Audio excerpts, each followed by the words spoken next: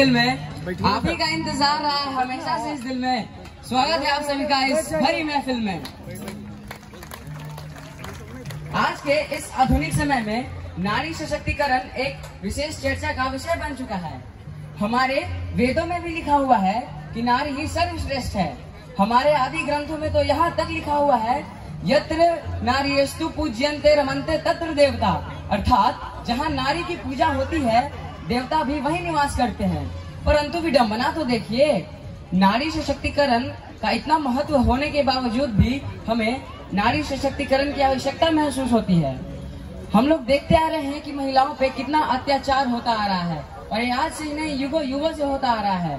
तो आज हम कैम्ब्रिज पब्लिक स्कूल के बच्चे आप लोगों के साथियों में दिखाने की कोशिश की है। तो सबसे पहले हम आपको रामायण का एक दृश्य दिखाना चाहेंगे जहाँ की प्रभु श्री राम रावण को मारने के बाद माँ सीता को वापस लाने को जाते हैं। तो चलिए देखते हैं रामायण का ये मनोरम दृश्य।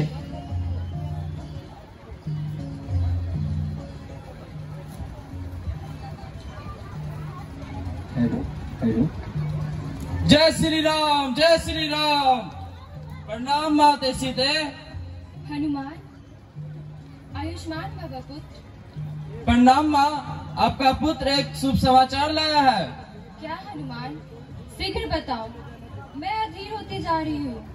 कितने वर्ष बीत गए हैं, मेरे नयन स्वामी के दर्शन के लिए व्याकुल हो रहे हैं। माँ, रावण मारा गया, रासनी सेना पराजित हो गई। वानर सेना के साथ मिलकर प्रभु श्री राम, भैया लक्ष्मण, महाराज विभीषण ने कर्तव्य पूरा किया, जिस उद्देश्य से प्रभु श्री राम ने विशाल समुद्र पार करने के लिए सेतु पुल बांधा वो पूरा हुआ। माँ आप व्याकुल इतनी क्यों हो रही है? माँ इतनी आप रो रही हो क्यों? नहीं हनुमान, ये तो मेरे हर्ष है जो आंसू के रूप में मेरी आंखों से झलक रहे हैं। अब मुझसे नहीं रहा जाता हनुमान, मुझे रघुवर के पास ले चलो, मुझे ले चलो हनुमान, मुझे ले चलो। जो आ गया माते।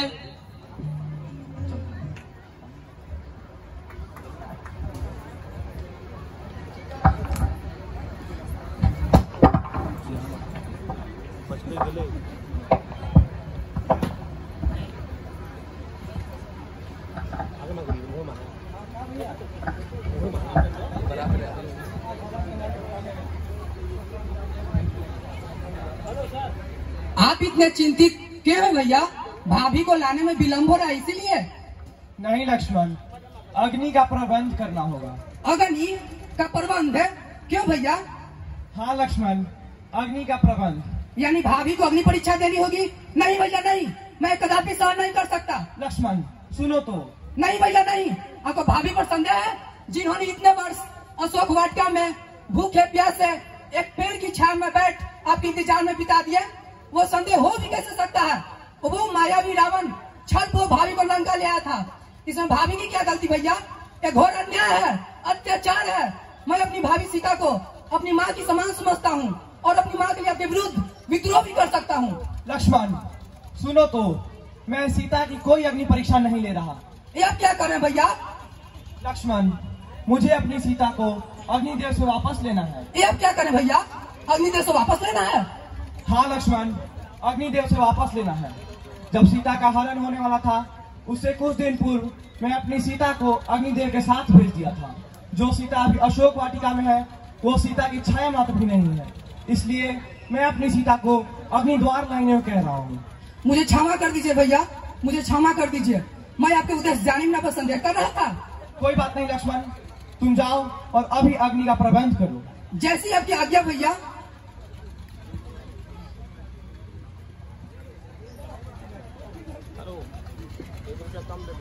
जय श्री राम, जय श्री राम। हनुमान प्रभु। हनुमंत, तुम आ गए? कैसी है मेरी सीता हनुमंत? प्रभु, माता सीता तो उस पक्षी के भांति छटपटा रही है, आपसे मिलने के लिए वे व्याकुल हो रही है। अब विलम्ब न करें प्रभु। अब और विलम्ब ना होगा हनुमान। तुम महाराज विभीषण अंगद के साथ जाकर सीते को लाने का प्रबंध करो। जो आज्ञा प्रभु।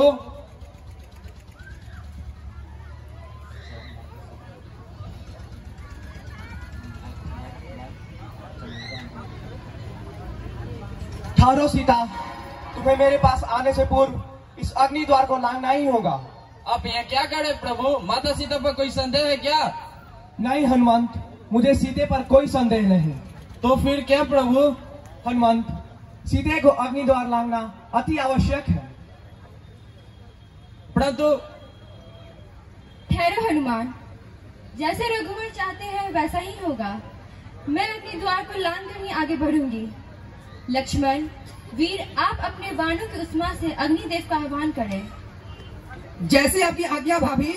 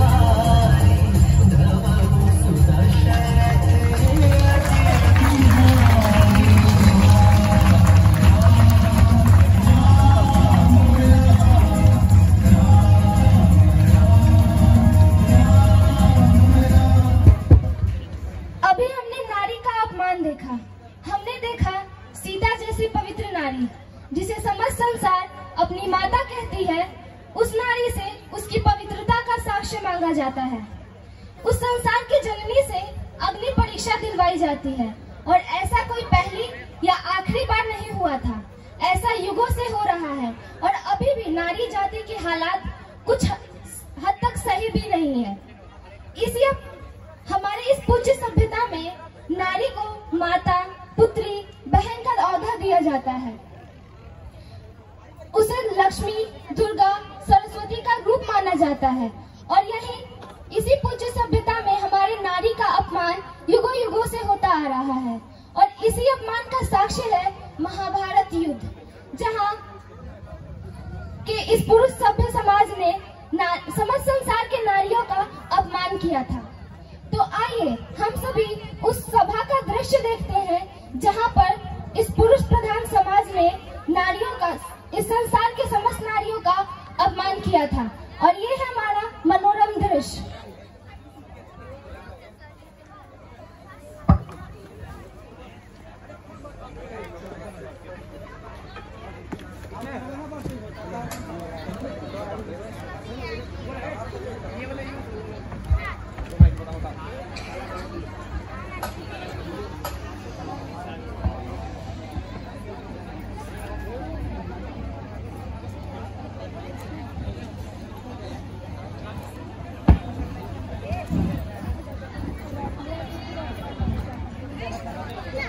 तो बोलो युधिष्ठिर, और कुछ बचा है दांव पे लगाने को? नहीं, अब कुछ शेष नहीं है। क्यों नहीं मित्र? इनकी मृगजनी पंचाली तो अभी शेष है। तुम अपनी मर्यादा मत भूलो, तुम अपनी मर्यादा मत भूलो पांडव। ये मत भूलो कि अब तुम एक दास हो। मेरे बच्चे, दास की भांति जीवन यापन सीखने में तो थोड़ा समय लगता ही है ना। तो बोलो युधिष्ठिर, लगाते हो पांचाली को दांव पे?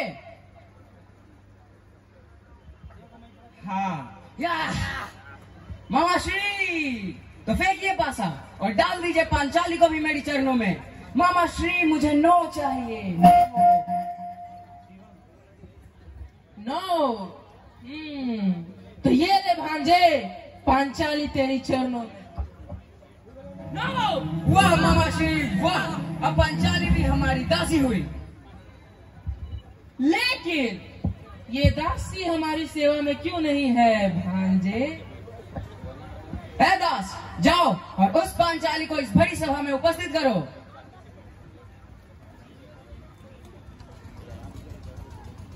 दुर्योधन, इस अपराध का तुम्हें दंड अवश्य मिलेगा। दुर्योधन, तुम मत भूलो कि वो हस्तिनापुर की कुलवधू है। आप अपने मर्यादा को मत लांघिए भ्राताश्री। ऐ नकुल, तू मत भूल कि अब तू मेरा भाई नहीं, एक दास है, एक तुच्छ दास। आप ये मत भूलिए, एक स्त्री का सम्मान करना आपका दायित्व है। क्या उस दासी का इतना साहस कि वो मेरी आज्ञा का अपमान करे? आप चिंता न करें भ्राताश्री, अभी मैं उस पांचाली को इस भरी सभा में उपस्थित करता हूँ। जाओ दुशासन, जाओ और उस पांचाली को इस बड़ी सभा में उपस्थित करो और उससे ये भी कहना कि उसके 5 पति उसे जुए में हार चुके हैं। जल्दी जाओ।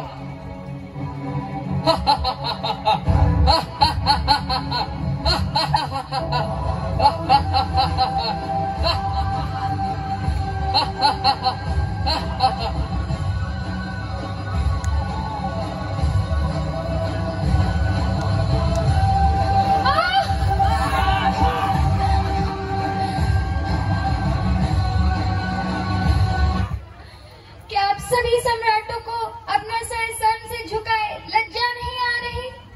क्या आप ये तनिक भी नहीं देख पा रहे कि आपकी पत्नी को इस सभा में अपमानित किया जा रहा है? अरे ये क्या बोलेंगे पांचाली, ये तो स्वयं के साथ तुम्हें भी जुए में हार चुके हैं और अब तुम मेरी एक दासी हो।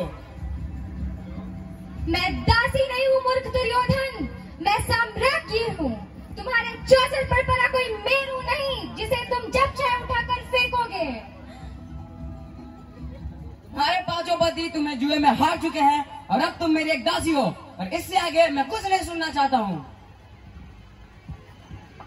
ये कौन होते हैं मुझे जुए में दांव पर लगाने वाले?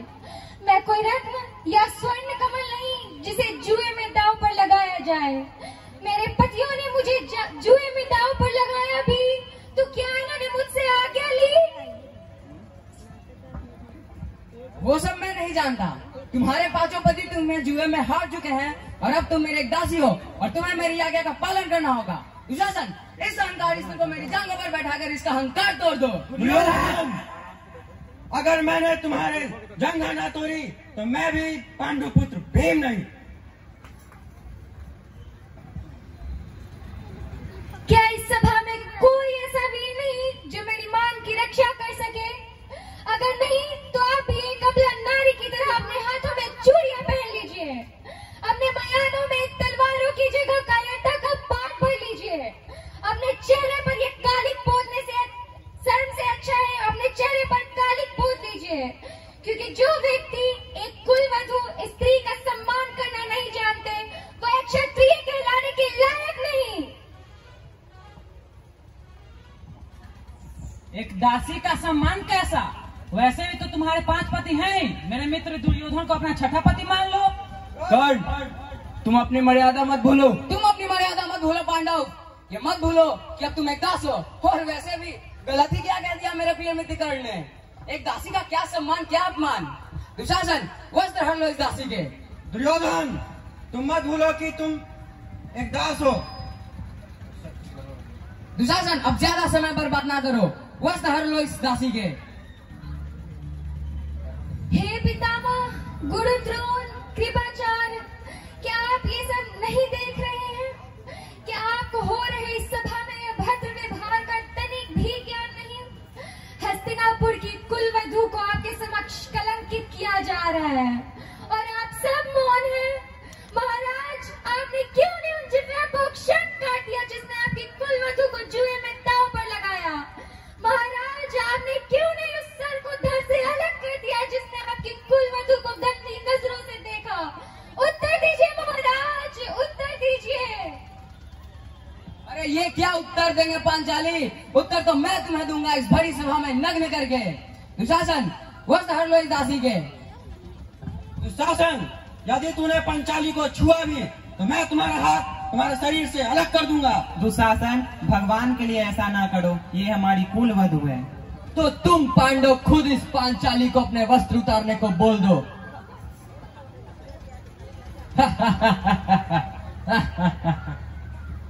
हे गोविंद, मेरी लाज रखना।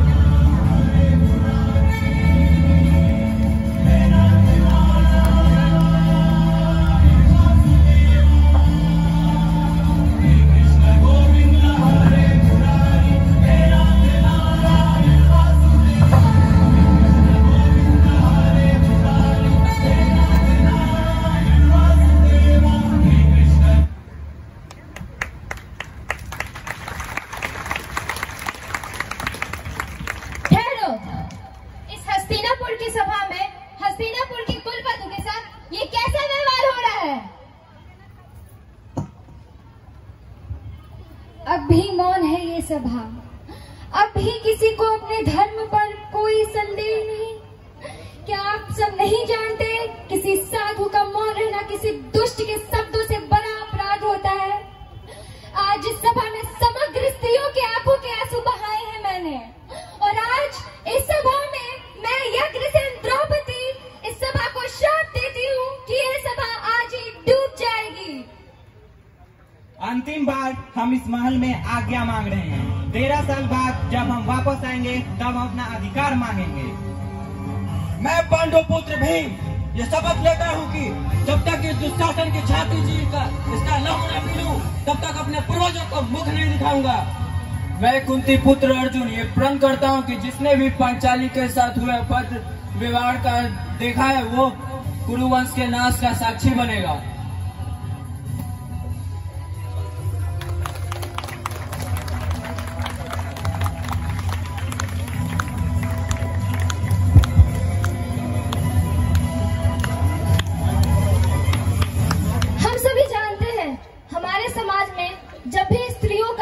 नारियों का अपमान हुआ है, उनके अधिकारों का हनन हुआ है, तब तब केवल और केवल महाविनाश हुआ है। और इसी महाविनाश का साक्ष्य है महाभारत और रामायण, जहां राक्षस कुल और कुरुकुल का विनाश हुआ था, जिसे हमने इससे पहले के दृश्यों में देखा। हम सभी ने अपने मन में स्त्रियों की छवि अपनी माता, अपनी पुत्री, अपनी बहन के रूप में बना रखा है, और जब भी हमारे समाज में नारियों का अपमान हुआ है तब तक महाविनाश हुआ है। तो आइए हम लोग सती प्रथा का भी वर्णन करते हैं, जहां एक स्त्री को उसके पति की संपत्ति समझकर सती बना दी जाती है। ये रहा हमारा मनोरम दृश्य।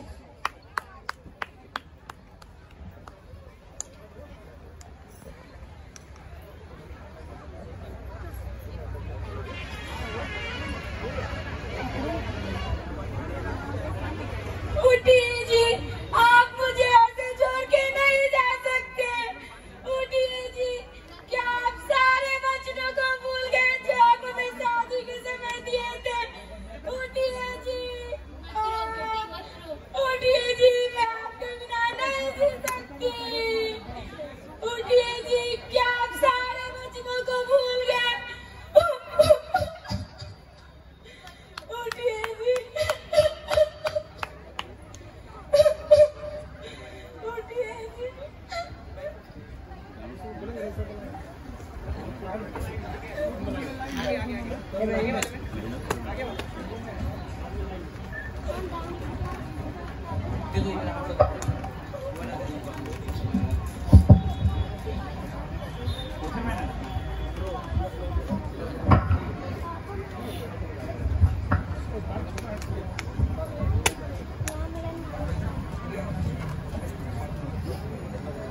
अरे बहुत हो गया रोना धोना, अब मरे हुए के सामने क्या रोना? आंसू बहाने से थोड़ी ना जीवित हो जाएगा। अरे मुखिया जी, इसका पति तो मर गया है, इसे 2-4 आंसू तो बहा लेने अरे दीजिए। ठीक है, जितना आंसू बहाना है बहा लेने दो, फिर थोड़ी ना इसे मौका मिलेगा आंसू बहाने के लिए। ये जिंदा रहेगी तब ना।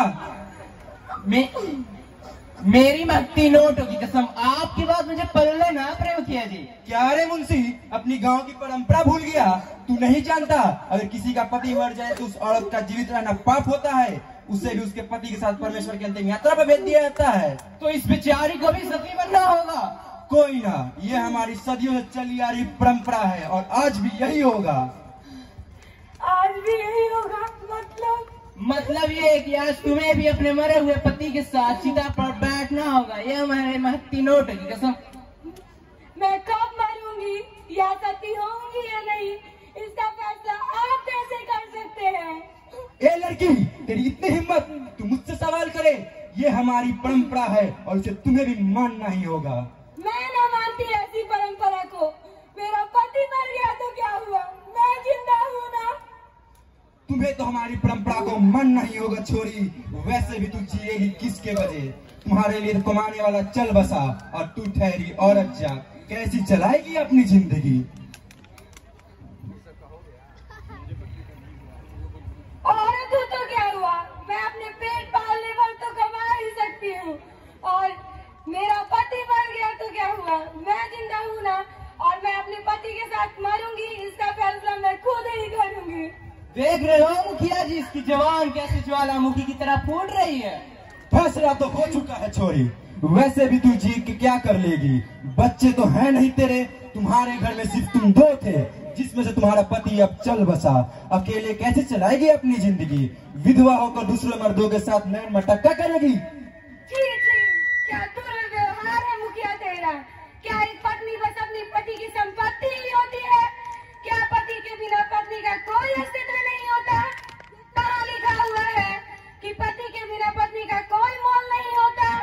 अरे भाई पंडित, जरा इसको शास्त्र विद्या की ज्ञान दे दो। बेटी, ऐसा कहीं लिखा तो नहीं, परंतु ये रिवाज हमारे पूर्वजों से चला आ रहा है और तुम्हें भी इसे मानना ही होगा। ए चुप पंडित, कहीं लिखा हो या नहीं, ये हमारी परंपरा है और इसे तुम्हें भी मानना ही होगा। मैं सती न होंगी। न होगी? मैं भी देखता हूँ कैसे न होती है सती। अरे पकड़ो रे इसको, पकड़ो, चिता के पास ले जाओ। छोड़ दीजिए मुखिया जी।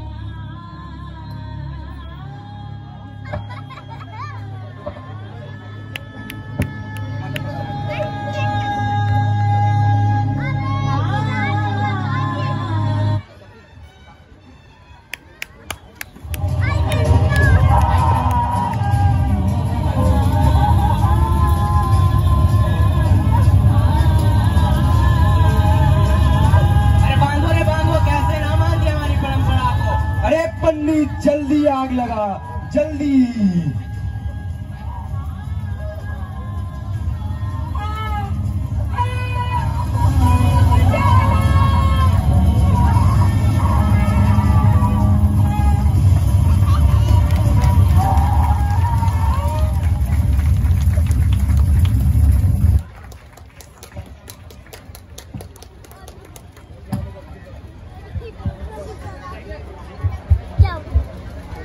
हम सोच सकते हैं सती प्रथा जैसे कार्यक्रम की वजह से कितने मासूमों की जिंदगियां बर्बाद हुई होगी।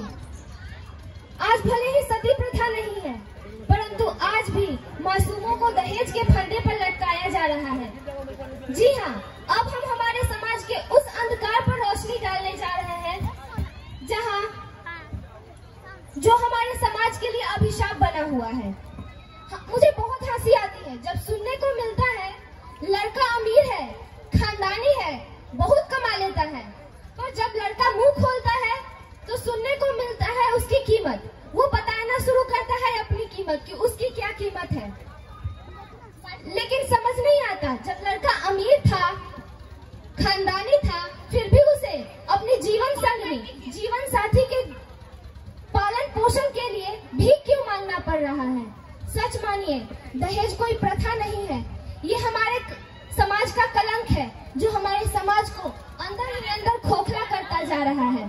तो आइए हम देखते हैं दहेज जैसे प्रथा के वजह से दहेज की चकाचौंध के पीछे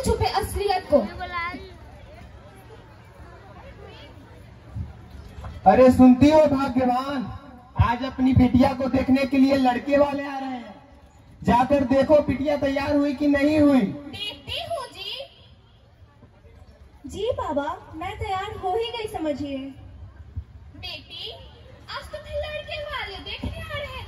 आज ऐसे तैयार हो जाओ कि वो लोग तुम्हें देखकर प्रभावित हो जाएं। जी माँ, ऐसा ही होगा। हाँ हाँ, तुमने ही तो इसे इतना लाड प्यार करके बिगाड़ दिया है। और तुम सर मिली, ध्यान रहे कि लड़के वालों के सामने हंसना मत, सिर्फ मुस्कुराना और गाय की तरह सर झुकाए खड़ी रहना। कौन जाने कि लड़के वाले कैसे होंगे। हर बार लड़कों वाले से बात थोड़ी ना बनती है।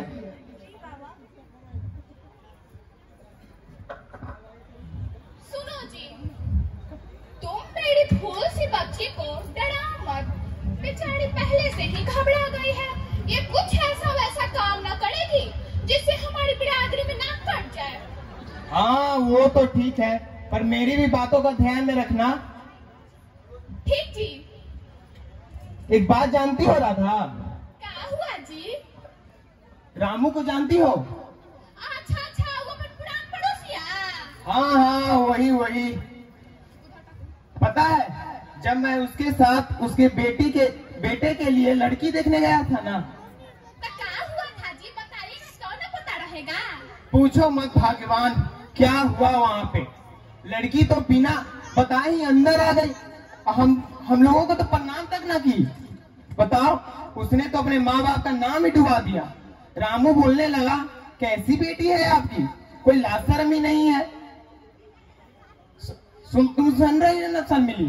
जी बाबा। तुम्हें अपने संस्कारों पे विश्वास नहीं है जी, जो हमने अपनी बिटिया में कूद कर डाले हैं। आप दोनों चिंता मत कीजिए माँ बाबा।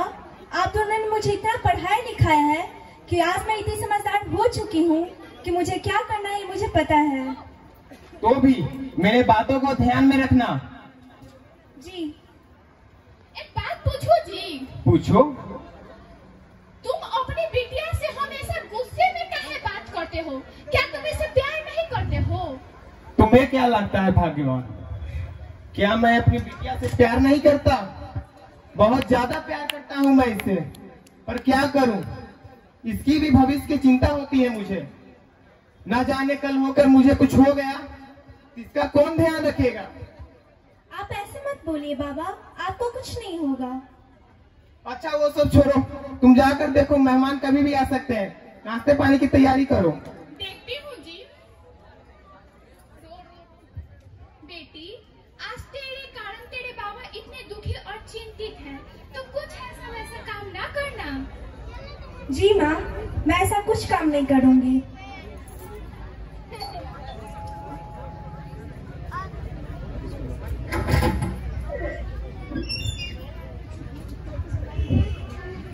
नमस्ते नमस्ते दीपेंद्र जी। नमस्ते नमस्ते मनोहर जी। ये क्या कर रहे हो बेटा? दामाद तो भगवान का रूप होता है। तुम मेरे पैर छू के मेरा अपमान मत करो। अरे ये मेरे बेटे का संस्कार है मनोहर जी। हाँ वो तो दिख रहा है दीपेंद्र जी। आइए आइए, बैठिए बैठिए। बैठो बेटा बैठो। आप भी बैठिए मनोहर जी, खड़े क्यों हैं? जी जी अच्छा। और बताइए दीपेंद्र जी, रास्ते में आने में कोई तकलीफ तो नहीं ना हुई? अरे ना तकलीफ की क्या बात है। लक्ष्मी को तो घर ले जाना है, इसके लिए पर्वत भी लाना पड़े तो वो भी कर लेंगे। हाँ, और बताओ बेटा। सब बढ़िया अंकल जी। अच्छा दीपेंद्र जी, हम थोड़ी देर में आते हैं। जी जी बिल्कुल। सुनो भाग्यवान। क्या हुआ जी? लड़के वाले आ गए हैं, तुम नाश्ता लेकर अंदर आ जाओ। आप चिंता न करें, हम उनकी खातिरदारी में कोई कमी न छोड़ेंगे जी। ठीक है, जल्दी आओ। 10 लाख से ज्यादा मांगना चाहिए था। और सब बताइए दीपेंद्र जी। जी सब बढ़िया, आप अपना बताइए। हाँ मेरा भी ठीक है। ये मेरी पत्नी है दीपेंद्र जी, राधा। नमस्ते। कैसे हो बेटा? सब बढ़िया आंटी जी।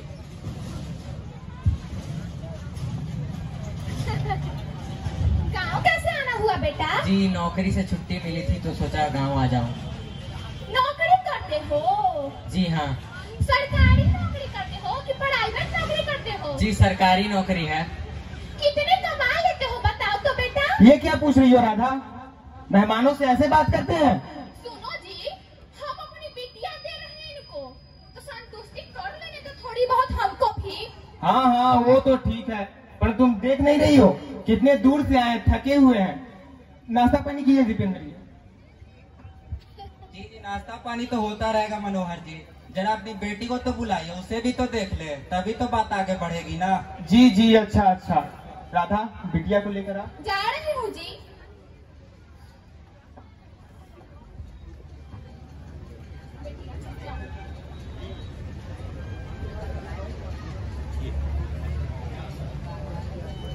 अरे खुश रहो बेटा, खुश रहो। दीपेंद्र जी ये मेरी बेटी है। अरे वाह मनोहर जी वाह, आपकी बेटी तो साक्षात लक्ष्मी है। आओ बेटा बैठो।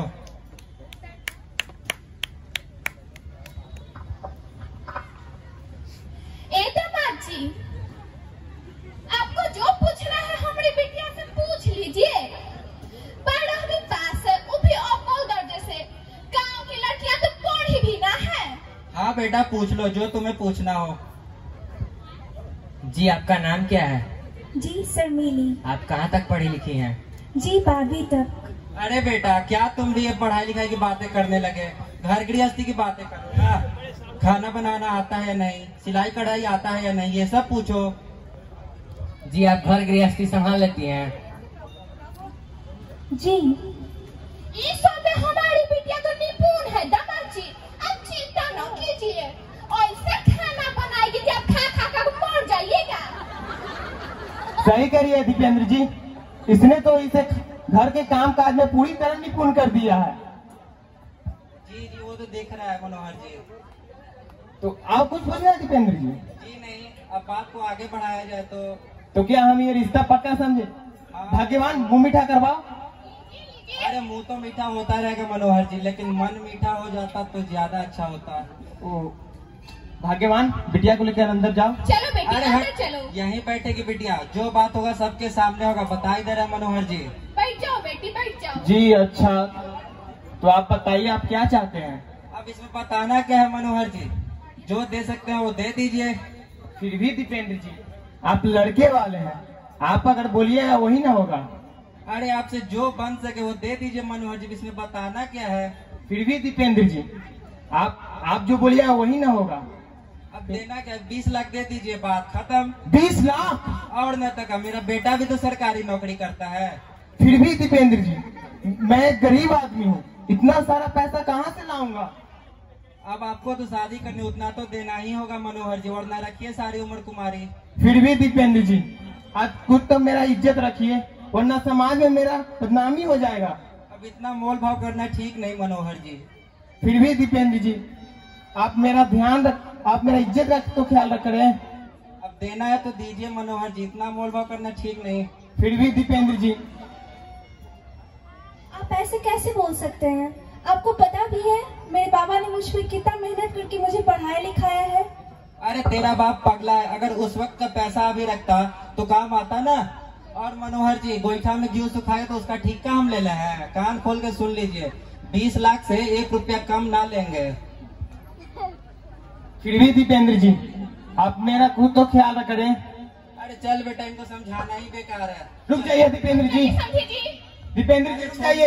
इतना मोल भाव करना ही तो- दीपेंद्र जी दीपेंद्र जी रुक जाइए। दीपेंद्र जी दीपेंद्र जी दीपेंद्र जी बाबा दीपेंद्र जी। आप रोइए मत बाबा। दीपेंद्र हट जा तू, सब तेरी कारण ही हुआ है। जिस दिन से तू इस घर में पैदा ली है उसी दिन से मेरा बुरा बात चालू हो गया है। गरीब घर में बेटी पैदा लेना ही शराब है। इसमें इसकी क्या गलती है जी? तुम चुप रहो, सब तुम्हारा ही किया जा रहा है। उस समय अगर तुम इसे न पढ़ाने के लिए बोली होती तो आज मैं इसका हाथ पीला कर चुका होता। सब ये तुम्हारी गलती है। जो हो गया सो भूल जाइए जी। मत भूलो कि इसका 8वां। क्या हुआ जी? बेटी देख तेरे बाबूजी को क्या हुआ? बाबा आप मुझे छोड़ के ऐसे नहीं जा सकते बाबा। बाबा तू चुप हो जा बेटी, आज मैं विधवा तेरे कारण हुई हूँ। ऐसे मत बोलिए माँ, मैं इतनी पढ़ी लिखी इसमें मेरी गलती, मैं इतनी समझदार हुई इसमें मेरी गलती। उठो जी। आप चुप हो जाइए माँ, अब वो बाबा वापस नहीं आएंगे माँ। अब तू ही एक सहारा है बेटी।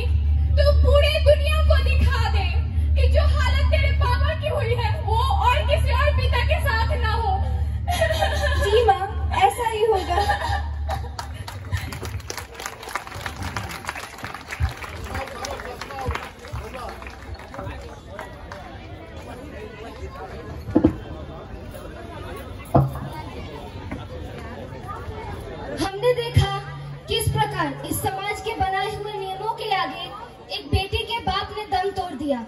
सच मानिए, दहेज कोई प्रथा नहीं है। ये उन लालची लोगों का भीख मांगने का एक तरीका है। बस फर्क इतना है कि देने वाले की गर्दन झुकी है और लेने वाले की अकड़ बढ़ी है। हम सभी इस बात के साक्षी हैं कि हमारे समाज ने मिलकर कई कुरीतियों और रूढ़ियों को मिटाया है, तो दहेज क्यों नहीं? बस दोनों पक्षों को मिलकर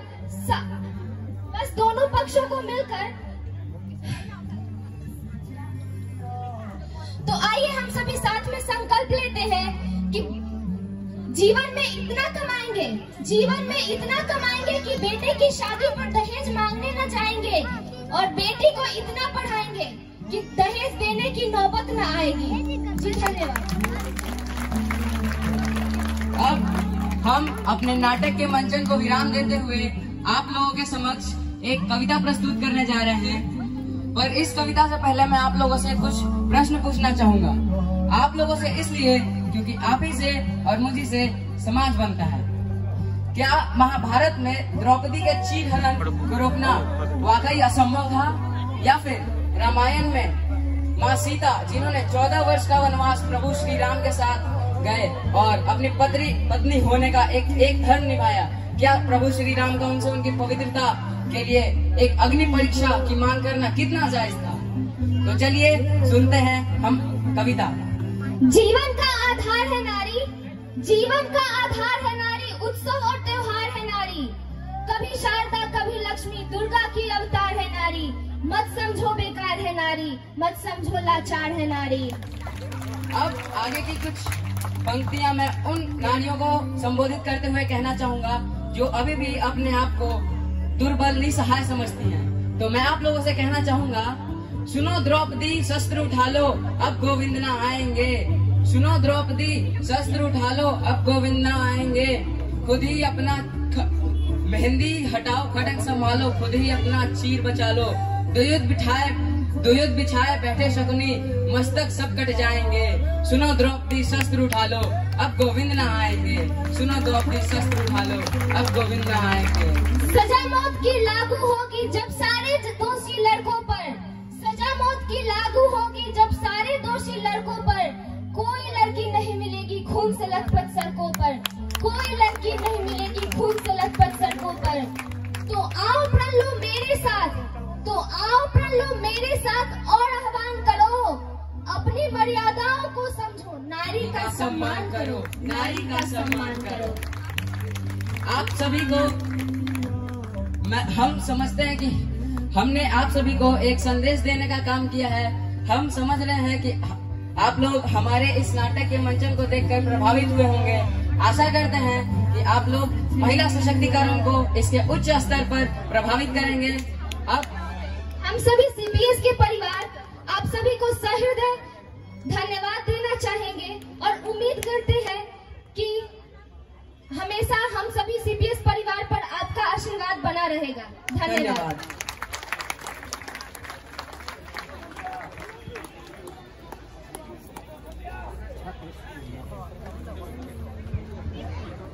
एक बार जोरदार तालियां कैमरे